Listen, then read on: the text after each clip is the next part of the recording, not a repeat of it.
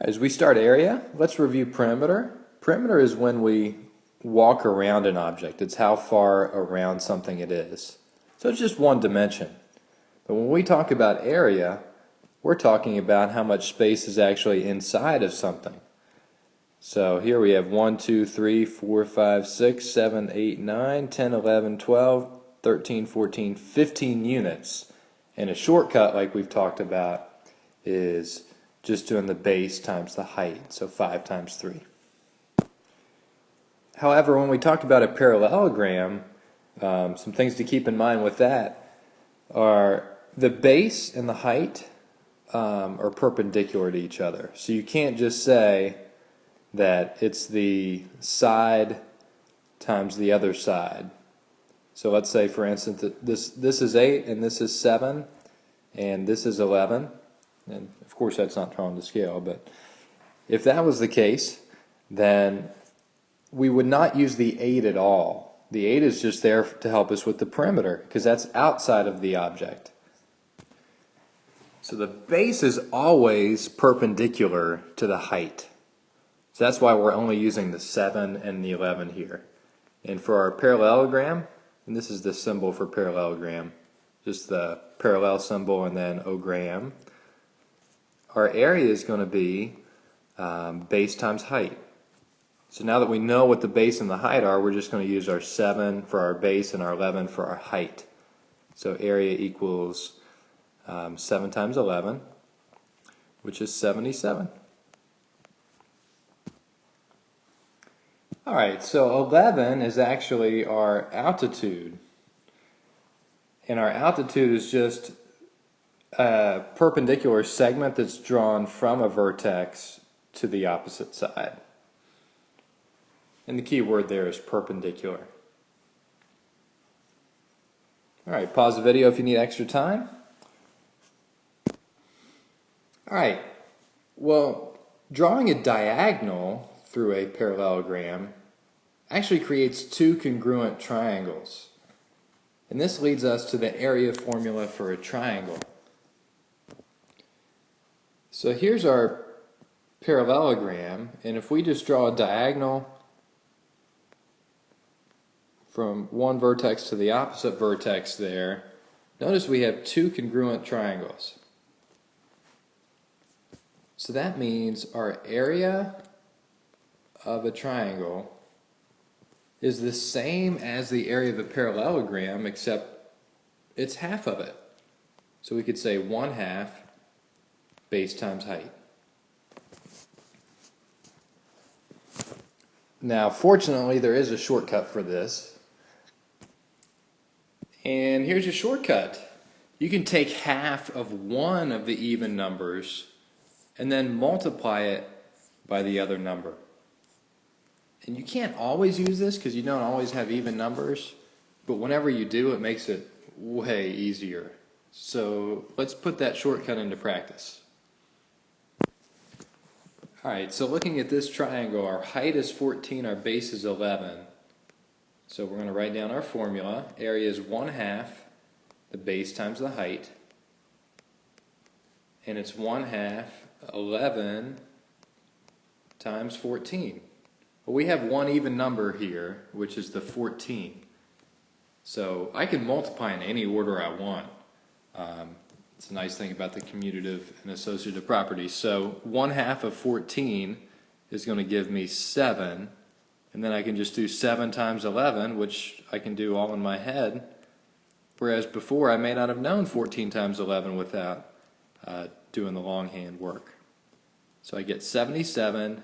And area is always going to be squared because it's 2 dimensions. So it'd be 77 centimeters squared.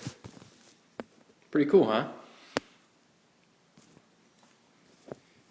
Now that's if I gave you the 2 dimensions. What if you only knew the area and one of the dimensions? Do you think you could find the other dimension? Well, sure you could. You could just plug them into the equation that you already know. Alright, so if the area of a triangle is 48 and the base is 12, let's find the height. All right, well, I'm going to write down my formula. So I know my formula is 1/2 base times height. And I'm going to plug in what I know. So I know my area is 48, so I plug that in for A. And I'm going to bring down the 1/2.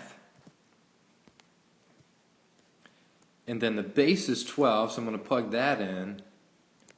But I don't know my height, so I'm going to leave that in H, the variable. All right, now I'm going to simplify whatever I can. So here I know 1/2 of 12. That just means what is half of 12?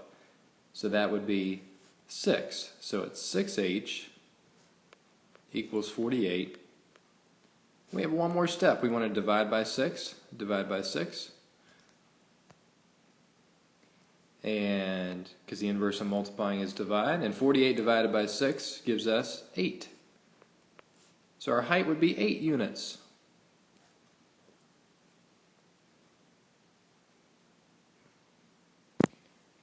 All right, so we've talked about rectangles, parallelograms, and now triangles.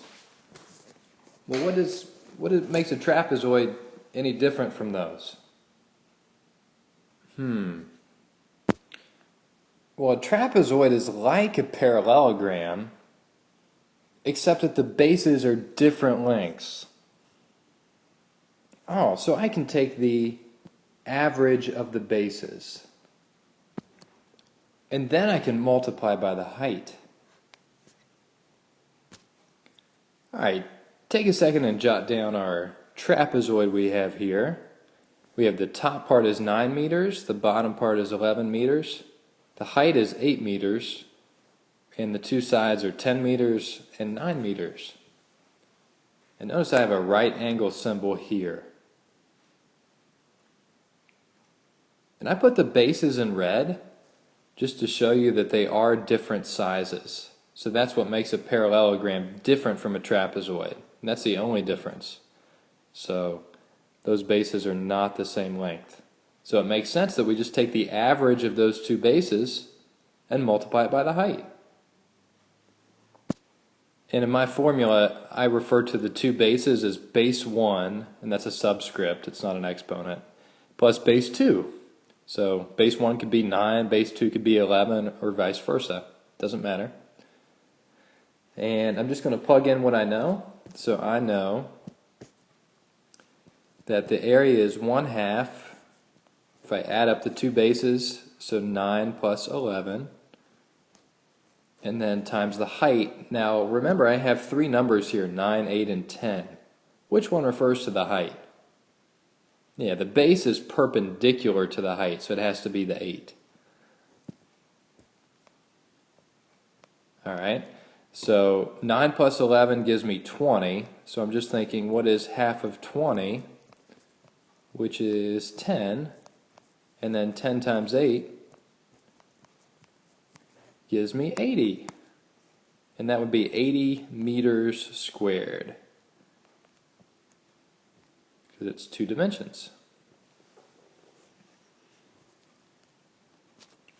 So really, we just found the mean. That means the average on this step right here. We added up the two numbers. Since there were two numbers, we divided it by 2. And remember that multiplying by 1/2 is the same thing as dividing by 2. So we could also say that formula is add the two bases and then divide by 2. It means the same thing. All right, now what if I gave you the area of the trapezoid and the bases, and you needed to find the height? Do you think you could do that? Let's try it out. All right, copy this down. If the area of the trapezoid is 54 and the bases are 7 and 11, find the height. Yeah, I know, that's a store. I get it. All right, let's start by writing down our formula, and we'll just plug in what we know. So area is 1/2, and we add up the two bases, base 1 plus base 2, and multiply it by the height. So what do I know here? Well, I know my area is 54, so I'll plug that in for A. And I know that I have two bases here, 7 and 11, so I'll plug in the 7 for base 1, the 11 for base 2. And I don't know my height, so I'm going to leave that in H. And now I can do order of operations, so I'll do parentheses first. 7 plus 11 is 18. And then I'm just taking half of 18 after I bring everything down. And half of 18 is 9, so it's just 9H equals 54. Then our last step is we're multiplying by 9, so the inverse is dividing by 9. And 54 divided by 9 is 6. So our height would be 6. So it's as simple as just plugging in and then solving the equation for the unknown. All right. Okay, we've covered rectangles, parallelograms, triangles, trapezoids. Man, we're rocking. The only thing really left to cover right now is circles. Well, remember in circles, C equals pi d. The cherry pie is delicious. Oh yeah, that sweet cherry pie. Well, guess what? Well, apple pies are too. That's right. So apple pies are too. That stands for area equals pi times the radius squared. And I don't know about you, but I love some apple pie. In fact, way better than that cherry pie. Just too tart.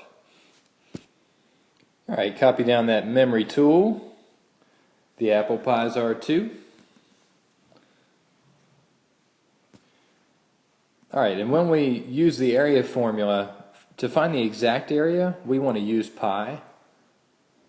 And there's a pi button in your calculator, but we want to use the actual pi. So for instance, 8 pi could be an answer. But if we want an approximate answer, then using 3.14 is good enough. And if you use a fraction, you'll sometimes see 22/7 is used as well. All right, so let's do an example for that. All right, so draw a circle and draw a line right through the center of it and call that 6 centimeters. And what is that? Is that the radius or the diameter? Well, it's the diameter. Remember, another way to remember that, radius is a smaller word, diameter is a bigger word, and diameter, the prefix di means 2, so it's 2 of the radius. So if the diameter is 6, the radius has to be half of that, which would just be 3. See, the radius is just this region. All right, so now we'll use our formula. So A equals pi r squared, apple pies are 2. And I'm going to plug in not my diameter, but my radius. So equals pi times 3 squared. And 3 squared is 9, so my final answer would just be 9 pi, because I'm going to leave this in terms of pi. But really that answer would be a little bit more than 9 times 3, right? So a little bit more than 27, if you just want an estimate. And now let's do an example where we're using approximation. So I'll draw another circle picture. Alright, draw this circle, and here we just have from the center out to the edge, we're going to call that 2 centimeters. And what's that? Is that the radius or the diameter? If you said radius, you are correct. The radius is 2, the diameter is 4. And which one do we need for the area formula? The radius. So we were already given it. So we just plug in into A equals pi r squared. We're just going to plug in a 2 for our radius. And we're going to square it.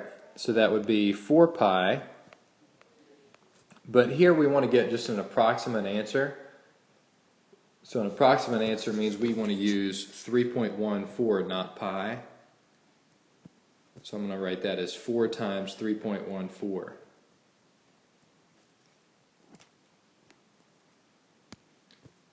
And I always put the number with the most digits on top when I multiply.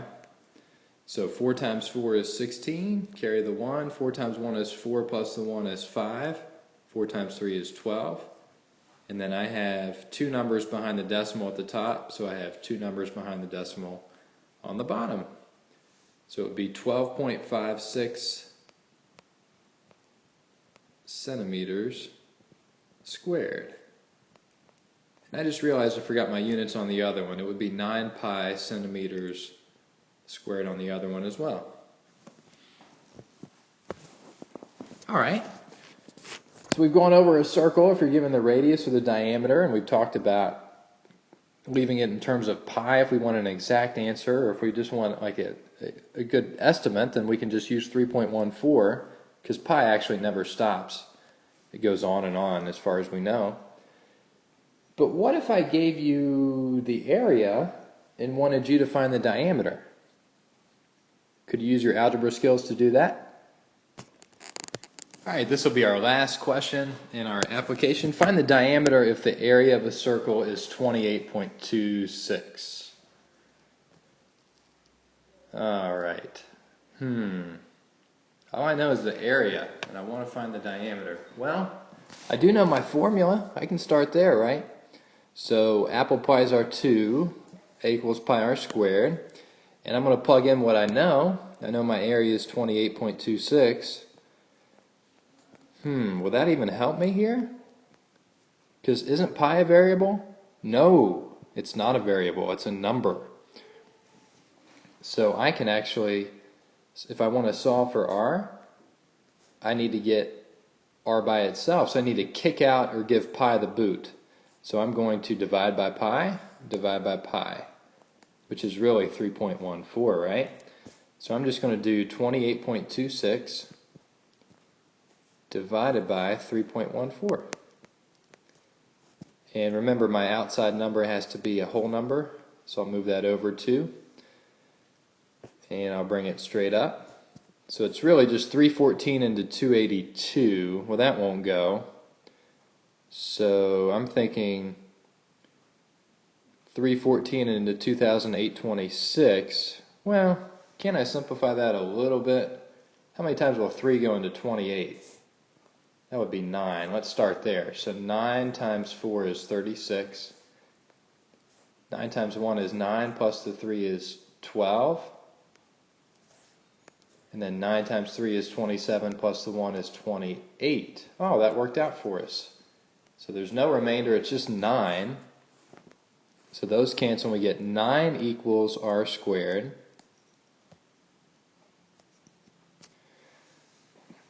Alright, so if 9 is r squared, how do I solve r? Well, what's the inverse of squaring something? Taking the square root. So the square root, what number can we multiply by itself to get 9? Well, 2 times 2 is 4. 3 times 3 is 9. Oh, that works. So the square root of 9 is 3. So the radius is 3. Is that my answer? No. I need to find the diameter. Well, if I draw this picture out, I know my radius is 3. And I know the diameter is all the way through. So the diameter is another 3. So the diameter would be double that, which is 6. All right, we figured it out. And thank you for watching.